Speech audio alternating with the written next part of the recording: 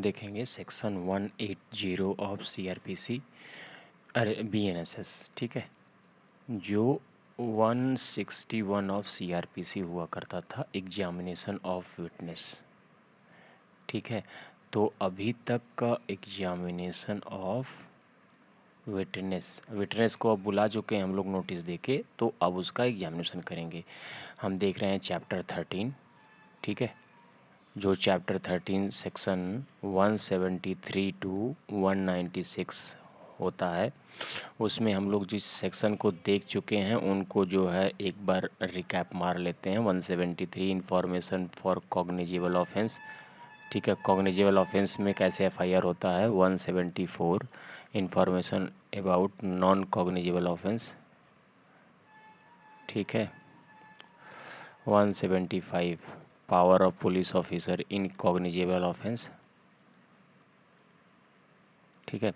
176 procedure, अब FIR हो चुकी है तो प्रोसीजर ऑफ इन्वेस्टिगेशन, भाई एफआईआर यहाँ हो गई, यहाँ हो गई या यहाँ हो गई, मजिस्ट्रेट कहने से हो गई, ठीक है, इन्वेस्टिगेशन, ठीक है। अब एफआईआर हो गई तो अब जो है how the submit the report senior के थ्रू, ठीक है। 178 अगर मान लीजिए आपने होल्ड द इन्वेस्टिगेशन, ये तब होता है जब आप क्लोजर वोजर रिपोर्ट लगा देते हैं और जज को शक होता है कि आपने कुछ नाटक किया है, तो वो खुद जांच करवाएगा या किसी से करवाएगा सबऑर्डिनेट से। 179 कहता है कॉल द विटनेस, ठीक है, कॉल द विटनेस। विटनेस को कैसे बुलाया जाता है इन्वेस्टिगेशन का पार्ट बनाने के लिए, वो मैं ऑलरेडी बता चुका हूँ। और 180, ठीक है, विटनेस आ गया तो अब उसका एग्जामिनेशन करना है। तो हम आज ये देखेंगे ये 180 एंड 181, ठीक है,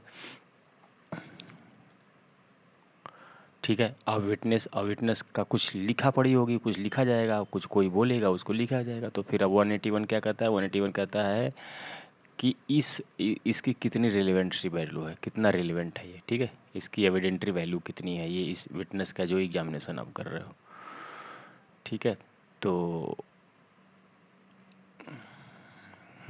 तो देखिए एक्चुअली में क्या है कि दो ही एक चीज़ होता है, एक एफआईआर जिसको हम सेक्शन 173 और 156 ऑफ सीआरपीसी में लिखते थे, और दूसरा है 180, ठीक है, और सेक्शन 161 ऑफ सीआरपीसी, ठीक है। ये आपका एग्जामिनेशन ऑफ विटनेस,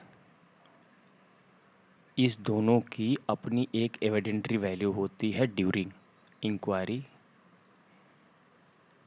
और ट्रायल, ठीक है। अब उसके बाद तीसरी एविडेंट्री वैल्यू आपको मिलेगी 184, जो मजिस्ट्रेट के सामने बयान होता है, उसको सेक्शन 164 ऑफ सीआरपीसी कहा जाता था, ठीक है। अब वो 64 अब तो 184 हो गया है, ठीक है। तो इंक्वायरी, अब हम इसको देखेंगे वन बाय वन कि 180 सब सेक्शन 1 क्या कहता है। ये कह रहा है कि ऑब्जेक्ट ऑफ सेक्शन क्या है, ठीक है, ऑब्टेन एविडेंस। इस सेक्शन का ऑब्जेक्ट क्या है, एविडेंस, भाई एविडेंस को इकट्ठा करना। क्यों, क्योंकि इस समय चल रहा है आपका एफआईआर हो गया, यहाँ एफआईआर हो गया है, अब चल रहा है इन्वेस्टिगेशन। तो पुलिस का काम क्या है, एविडेंस इकट्ठा करना, ना कि एविडेंस को नष्ट करना, ठीक है। यदि आप एविडेंस इकट्ठा नहीं कर रहे हैं तो वो भी एक तरह से सुप्रीम कोर्ट का एक जजमेंट है कि जिसमें ये सुप्रीम कोर्ट ने कहा कि यदि इन्वेस्टिगेशन ऑफिसर एविडेंस इकट्ठा नहीं कर रहे हैं तो एक्चुअल में वो एविडेंस को नष्ट कर रहे हैं और उसको छुपा रहे हैं, ठीक है। तो ये चल रहा है इन्वेस्टिगेशन एविडेंस को इकट्ठा करना। यहाँ पे लिखा हुआ है एनी पर्सन, पहली बात समझ लीजिए, पुलिस एनी पर्सन को बुला सकती है। एनी पर्सन मतलब एक्यूज जिसने मार पिटैया की है, विक्टिम जिसके साथ मार पिटाई हुई है, ठीक है, और विटनेस जिस लोगों ने मार पिटैया देखी है। तो मतलब एक्यूज को भी इसके अंदर लाके एग्जामिनेशन किया जाता है। ऐसा मत सोचिएगा कि 161 में या 180 ऑफ बीएनएसएस में एग्जामिनेशन ऑफ एक्यूज नहीं होता है, ठीक है। देखिए ऐसे तो ऐसे बताने के लिए 180 जो है सेक्शन लगभग मैं 1.5 घंटे में विथ 17 केस लॉ अपने पेड कोर्सेज में बताया हूँ, ठीक है। बट जो है इस यहाँ थोड़ा जल्दी बताऊंगा क्योंकि वीडियो लंबा होगा। Even after his remand on judicial custody, भले ही ये रिमांड पे रहे, ये कहीं पे रहे, जेल में रहेगा, पुलिस ट्रायल में रहेगा, पुलिस के पास रहेगा तो पुलिस तो पूछ ही लेगी, और अगर आप जुडिशियल कस्टडी में हो तो भी पुलिस जाके आपका एग्जामिनेशन करेगी, ठीक है। अच्छा, करेगी। अब है 1802, ठीक है। 1802 क्या कहता है,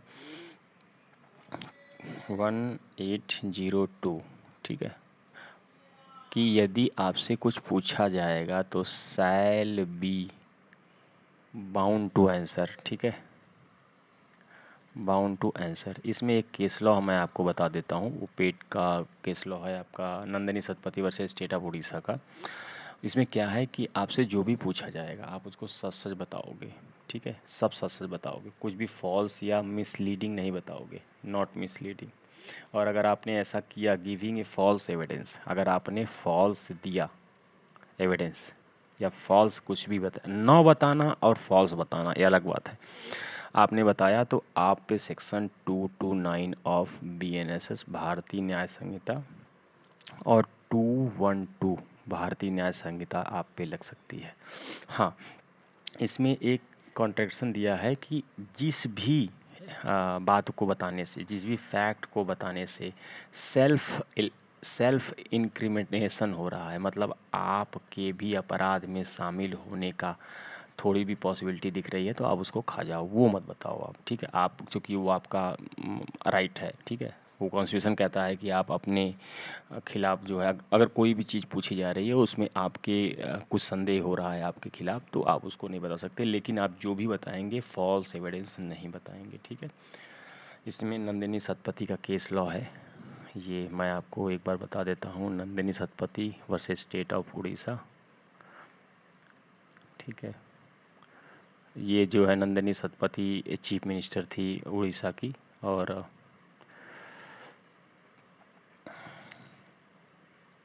ये है केस लॉ आपका। इसमें सुप्रीम कोर्ट ने कहा, बैलेंस किया है, उसने कहा है कि दो बात कही है कि 180 सब सेक्शन 2 एंड आर्टिकल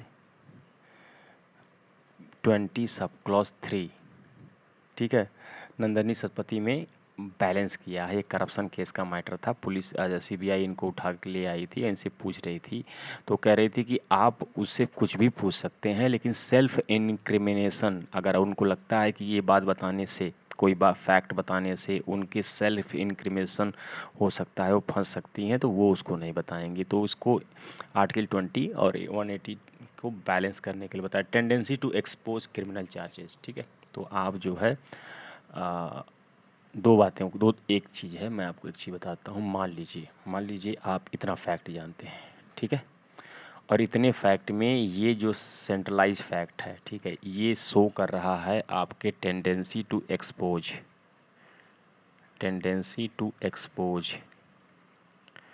ठीक है, क्रिमिनल चार्जेस, ठीक है। तो ये प्रोटेक्ट करता है, कौन प्रोटेक्ट करता है, आर्टिकल 20 सब क्लॉज 3, ये प्रोटेक्ट करता है कि आप ये नहीं बताओगे, ये फैक्ट है, ये पूरा फैक्ट है, ये पूरा स्पेयर ही फैक्ट है, तो आप चाहो तो इस फैक्ट को खा सकते हो, ये फैक्ट नहीं बता सकते हो। लेकिन अगर ये फैक्ट आपने बताया तो वो ट्रू होना चाहिए, मिसलीडिंग नहीं होना चाहिए, नॉट मिसलीडिंग, ठीक है, ये नॉट मिसलीडिंग, ये मिसलीडिंग नहीं होना चाहिए फैक्ट, ठीक है। सुप्रीम कोर्ट ने कुछ गाइडलाइन दी 182 एंड 180 के बीच में, ठीक है, उसमें 3 केस लॉ हैं। अब उसको बताने लगेंगे तो बहुत बड़ा केस लॉ हो जाएगा। दूसरा वह पहला केस लॉ है मिरांडा वर्सेस एरिजोना, आप पढ़ सकते हैं, चाहे तो पढ़ सकते हैं उसको। दूसरा है शंभूलाल कानवा वर्सेस स्टेट ऑफ यूपी। तीसरा है NCT दिल्ली वर्सेस रविकांत शर्मा, ठीक है। तो ये है। अच्छा, अब देखेंगे हम 180 सब क्लॉज 3, 180 सब क्लॉज 3। अब पुलिस पे ये है कि भाई पुलिस विटनेस आया और ये पुलिस है, ठीक है, ये विटनेस है। तो विटनेस कई भी हो सकते हैं, P1 हो सकते हैं, P2 हो सकते हैं, P3 हो सकते हैं, P4 हो सकते हैं, और ये पुलिस वाला है, ठीक है, ये ओरली एग्जामिनेशन की बात करता है। ठीक है, अब ये कह रहा है कि मे रिड्यूस, ठीक है, ये जो भी बक रहा है, ये जो भी बात कह रहा है, ये जो भी बात कह रहा है, ये पुलिस वाला चाहे तो may be reduce in writing, चाहे तो ये राइटिंग में रिड्यूस कर सकता है, उसके ऊपर डिस्क्रिप्शन है। ठीक है, ये नहीं होना चाहिए। पुलिस वालों को सैल का इस्तेमाल करना चाहिए कि जो भी बोल रहे हैं इनको रिड्यूस होना, मतलब रिड्यूस इन राइटिंग होना चाहिए। ठीक है, और एक और भी मे का इस्तेमाल किया गया। मे का इस्तेमाल ये किया गया कि चाहे तो इसका वीडियो एंड ऑडियो रिकॉर्डिंग करे। आप बताइए, कोई भी बताइए, किसी भी स्टेट में यदि आप लोग वीडियो देख रहे हैं तो 180 सब क्लॉज 3 में जो पुलिस का स्टेटमेंट होता है, जो भी 2 में स्टेटमेंट्स होता है, क्या वो ऑडियो वीडियो रिकॉर्डिंग होता है? कहीं नहीं होता है। मे का इस्तेमाल हुआ है और पुलिस वाले कभी नहीं करते हैं। ठीक है, लेकिन ये कह रहा है कि अगर P1 P2 P3 P4 में कुछ भी स्टेटमेंट दिया तो may be reduce in writing, लेकिन अगर राइटिंग स्टार्ट करोगे तो shall B, he shall make a separate, he shall make a separate list. अगर आपने स्टार्ट किया लिखना तो ऐसा नहीं करोगे कि 4 लोगों ने बयान दिया, ये ने किसी एक पक्ष में दिया और इसने किसी भी पक्ष में दिया। ठीक है, तो आप ऐसा नहीं करोगे कि पुलिस वाला किसी से कुछ पैसे लिए हैं समथिंग, तो 3 का बयान आपने नोट किया और 1 का बयान राइटिंग में नोट ही नहीं किया। ठीक है, तो अगर आपने he shall make a separate list of each witness. ठीक है, तो ये आपका है 170। इसमें हाँ, इसमें भी 3 केस लॉ हैं। आप अच्छा, एक चीज़ और है, आपको थोड़ा बता देता हूँ। जब भी ट्रायल होता है ना, ट्रायल, तो ट्रायल कोर्ट, सुप्रीम कोर्ट कहती है कि यदि delay in registration in FIR, delay in lodging FIR, पहला कंडीशन। दूसरा condition, delay in recording in statement, delay in recording statement, witness statement, जो 173 में है ये, और ये 180 में है। ये दोनों ट्रायल के दौरान सस्पिशियस पैदा करते हैं, rise the suspicious. 181 of BNSS देखेंगे हम लोग। अभी चैप्टर 13 देख रहे हैं। ठीक है, चैप्टर 13 में अब तक जो है 173 टू 180 हमने देख लिया है। 174 देखें और 181 देखेंगे। 181 देखने से पहले एक बार रिकैप मार लेते हैं 108 पे, सॉरी 180 पे। इसमें क्या है? एग्जामिनेशन ऑफ विटनेस, विटनेस का एग्जामिनेशन पुलिस कैसे करती है, विटनेस एग्जामिनेशन। ठीक है, अब 181 क्या कहता है कि भैया देखो, विटनेस ऑफ एग्जामिनेशन जो हुआ है इसकी वैल्यू क्या है, क्योंकि मैं आपको बता चुका हूँ कि FIR 173 के अंदर और एग्जामिनेशन ऑफ विटनेस 180 के अंदर इसकी एक रेलेवेंसी है। ठीक है, ये दोनों ही डॉक्यूमेंट्स होते हैं फॉर एविडेंस पर्पस। तो अब ये स्टेटमेंट जो रिकॉर्ड हुआ है, एग्जामिनेशन ऑफ विटनेस हुआ है, इसकी क्या एविडेंटरी वैल्यू है, क्या एविडेंटरी वैल्यू है, यही इसमें बताने की कोशिश की गई है। तो कह रहा है पुलिस स्टेटमेंट ना, इधर अगर कोई पुलिस के सामने, ठीक है, ये जो भी दिया जा रहा है ये, ठीक है, चूँकि ना इस पर साइन होता है, जो विटनेस होता है इस पर साइन भी नहीं करता है, ये ओथ पे भी नहीं होता है। ठीक है, और ना ये टेस्टेड होता है। टेस्टेड मतलब कि अगर कुछ बोल रहा है विटनेस, उसको कॉपी कर रहा है इन्वेस्टिगेशन ऑफिसर IO, तो उसको बाद में पढ़े कि अच्छा इन्होंने क्या चेक किया है, क्या लिखा है, उसको टेस्टेड बोलता है। तो कह रहा है कि ये दोनों जो है police statement neither on oath not tested, ठीक है, और नॉट क्रॉस एग्जामिनेशन होता है। ठीक है, तो ये एक सब्सटेंसिव पीस ऑफ एविडेंस नहीं होता है, सब्सटेंसिव एविडेंस नहीं होता है। इसको केवल और केवल कॉन्ट्राडिक्ट करने के लिए, कॉन्ट्रडिक्शन के लिए यूज किया जाता है। कॉन्ट्रडिक्शन यूज क्यों, इसे मैं आपको बताता हूँ, एक थोड़ा सा डायग्राम बताता हूँ कि 180 सब क्लॉज 3 में जो भी स्टेटमेंट रिकॉर्ड होता है उसकी अपनी कोई वैल्यू नहीं होती है। ठीक है, जैसे मान लीजिए 180 सब क्लॉज 3, ठीक है, मान लीजिए, और ये है ट्रायल टाइम। ट्रायल बाद में होता है, आपको पता है, ये पहले होता है इन्वेस्टिगेशन के दौरान। ठीक है, आपने यहाँ कुछ स्टेटमेंट दिया, मान लीजिए दिया आपने 1 जुलाई 2015 में, और दूसरा स्टेटमेंट दिया ट्रायल के दौरान 1 जुलाई 2020 में। तो ये 5 साल में आप बदल तो नहीं गए हो, वो ये दिखेगा कि 5 साल में आप जो है बदल तो नहीं गए हो। Always use for corroboration his testimony of former statement. ये क्या है? ये फॉर्मर स्टेटमेंट है, कब का? इन्वेस्टिगेशन के दौरान। ये है फॉर्मर स्टेटमेंट। ठीक है, लेकिन ऐसा नहीं कि सिर्फ ये फॉर्मल स्टेटमेंट को कॉन्ट्रडिक्ट करने के लिए यूज़ किया जाएगा, केवल केवल ये देखने के लिए कि 5 साल के बाद ऐसा तो नहीं है कि बीच में आप कुछ अल्टी पल्टी खा गए हो, पैसा ले लिए हो, कुछ भी गड़बड़ कर रहे हो। सिर्फ यही नहीं है, ठीक है? क्यों? अभी मैं बताऊंगा उसको आगे। Statement use in 180 sub clause 3 and 181 constitute entire of fact of state of witness when he was examined by different date. जैसे मान लीजिए ये ये पुलिस वाला किया, ये कौन किया? ये एडवोकेट साहब किए, ठीक है? अब कह रहा कि जो स्टेटमेंट है, दोनों स्टेटमेंट, ये दोनों स्टेटमेंट चूंकि डिफरेंट स्टेट में होती है, डिफरेंट स्टेट मतलब अवस्था, भाई 5 साल पहले आपकी कोई और अवस्था रही होगी और 5 साल बाद आपकी कुछ कोई और अवस्था है, तो डिफरेंट स्टेट में की जाती है, डिफरेंट डेट में की जाती है, ठीक है? और डिफरेंट ऑफिसर के द्वारा की जाती है। तो इसमें ये बस चेक किया जाता है कहीं आप जो विटनेस दे रहा है, ठीक है, वो कुछ गड़बड़ तो नहीं कर रहा है ना। तो ये केवल और केवल कॉन्ट्रडिक्शन के लिए यूज होती है, कोरोबरेशन के लिए, ठीक है? कॉन्ट्रडिक्शन की यूज होती है, बाकी किसी चीज़ के लिए नहीं। Baldev Singh versus state of Punjab में सुप्रीम कोर्ट ने कहा कि ये जो स्टेटमेंट है 180 सब क्लॉज 3 की कोई एविडेंटरी वैल्यू नहीं है, ठीक है? वो केस लॉ आप देख लीजिएगा, वो कुछ है नहीं। अच्छा, इसमें अब मैं आपको एक चीज़ बताता हूँ, एक डायग्राम बनाता हूँ। ये है प्रोसिक्यूशन और ये है एक्यूज, मारने पीटने वाला। ये है प्रोसिक्यूशन विटनेस। भाई इसके पक्ष का कौन होगा? प्रोसिक्यूशन विटनेस, सबके अपने अपने विटनेस होते हैं। और ये है इसका एक्यूज विटनेस, ठीक है? अब कह रहा है statement made under 180 can be use in trial for person making statement is called prosecution witness. ये प्रोसिक्यूशन विटनेस हो गया। Statement can use for purpose of contradicting such prosecution witness manner. कह रहा है कि इसके विटनेस को, ये इसके विटनेस को कॉन्ट्रडिक्ट किया जाएगा, क्योंकि ये विटनेस क्या किया है, इसके पक्ष में बोला है, इसको जेल में भेजना चाहता है, इसको सजा दिलाना चाहता है। तो ये लोग जो है इसके स्टेटमेंट को कॉन्ट्रडिक्ट करेंगे, इसके स्टेटमेंट को कॉन्ट्रडिक्शन में डालेंगे, पूछेंगे कि यार तुमने, क्योंकि भाई इसका उद्देश्य है इसको सजा दिलाना, इसके इस स्टेटमेंट की कोई वैल्यू नहीं है, नो वैल्यू, और ना ही इसको जो है कॉन्ट्रडिक्ट किया जाएगा, नॉर कॉन्ट्रडिक्ट, ठीक है? अच्छा, ठीक है ना? ये एक्यूज इसके स्टेटमेंट को, कौन सा स्टेटमेंट? जो इन्वेस्टिगेशन के दौरान देगा और जो ट्रायल के दौरान देगा, इसके स्टेटमेंट को, दोनों अलग अलग स्टेटमेंट को ये एक्यूज वाला जो है कॉन्ट्रडिक्ट करेगा। लेकिन ये प्रोसिक्यूशन भी अपने ही विटनेस को कॉन्ट्रडिक्ट कर सकता है, तब जब ये हॉस्टाइल हो जाएगा, जब ये पलटी मार जाएगा। हॉस्टाइल हो जाएगा तो क्या होगा, इसकी स्थिति यहाँ आ जाएगी। ये इस भाई हॉस्टाइल होने का मतलब एक्यूज के पक्ष में चला गया। अब एक्यूज के जब पक्ष में चला गया, ये लाइन खींची गई है, तो जब आप इस पक्ष में चले गए तो ये अब इसको कॉन्ट्रडिक्ट करेगा, ठीक है? इतना आप समझ लीजिएगा। The statement can be use by purpose of A and B by prosecution when witness is hostile, ठीक है? कुछ, हाँ, इन ट्रायल डिफेंस विटनेस का कोई वैल्यू नहीं होती, can be use for contradiction only, ठीक है? कुछ है नहीं इसमें दिया, ज़्यादा कुछ है। अच्छा, एक चीज़ और है, एक चीज़ और बताता हूँ, स्टेटमेंट अप्लीकेबल ओनली, हाँ, इसमें देखिए बहुत है, मतलब मैं आपको बताऊँ, अगर मैं आपको सिर्फ और सिर्फ 181 पढ़ाऊँ तो भी आपको 40 से 50 मिनट लगेगा। अच्छा, इसमें एक चीज़ और है, जैसे मान लीजिए ये है आपका प्रोसिक्यूशन, ठीक है? और ये है आपका एक्यूज, ठीक है? और ये है आपका प्रोसिक्यूशन विटनेस, PW लिख दे रहा हूँ, और CW लिख दे रहा हूँ, ठीक है?